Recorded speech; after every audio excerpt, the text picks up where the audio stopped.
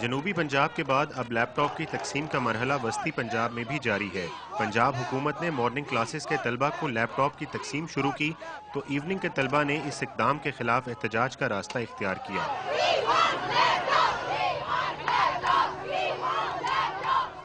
سب evening والے students جن کی رجسٹریشن ہوئی ہے وہ ان کو لازمی لیپ ٹاپ ملنے چاہیے۔ انہوں نے کنفرمیشن دے دی اور ایٹ اے ٹائم انہوں نے کہہ رہے ہیں کہ ہم نے ایوننگ والوں کو لیپ ٹاپ نہیں دینے۔